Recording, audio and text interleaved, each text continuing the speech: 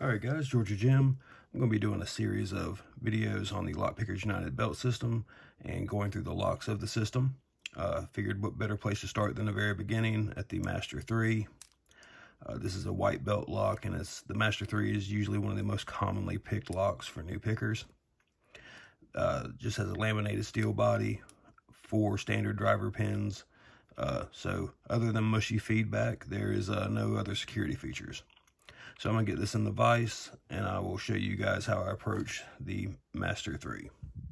Alright, so we have the lock in the vise, and the first thing we're going to look at is this keyway. We have a slightly paracentric keyway, which means we just can't go straight up and down through the lock. This small piece of warding here is blocking that.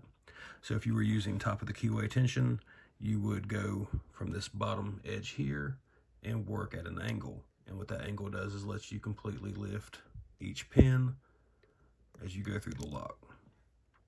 Now, if you are a new picker, you're more than likely going to be using bottom of the keyway tension. In my opinion, it is more beginner friendly. And if you'll notice, this piece of warding on this key perfectly matches this little cutout where we were going from. And using bottom of the keyway, that now becomes a platform for you to pick from. If you're concerned that you have extreme bitting or having trouble reaching pins, you can use the shorter end of the tensioner. That way the keyway isn't being blocked. You just have enough tension. You have enough of the tensioner in there that you can get under that.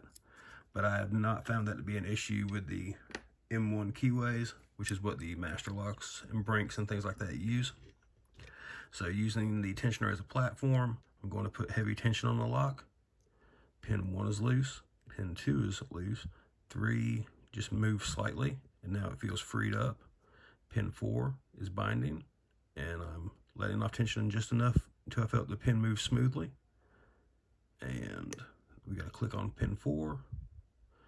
Pin 3 is loose. Pin 2 is binding. It is completely stiff when the pick goes against it. There is no bounce. Now it is set, and we have this small amount of jiggle. And now we're going to pin 1, and we have the lock open. Now, one thing I want to mention for newer pickers, especially the ones using these Sparrows tensioners, is these have a lot more flex, and they are also thinner. This is probably a 25 thousandths, something around there, while this is a 40 thousandths tensioner. And while you have that in the lock trying to turn, many a new picker have caught their tensioner on this rivet here, and they think there's something wrong with the lock. So just be aware of that. And also the same applies for people using top of the keyway. They will let their tensioner tilt and then catch it on this rivet, and they think there's a security pin or something. They think they have a spool, something like that in the lock, preventing them from opening it. So those are my tips on the Master lock. This applies to the Master 3, the Master 1, 5. Pretty much they all have the same identical core. So if you have a Master lock, a laminated Master lock, more than likely it's going to have this exact same core, and you can use these tips to help you get this lock open. So I hope this was helpful. If you guys have any questions, please feel free to leave them in the comments, and I'll do my best to answer them. All right, thanks.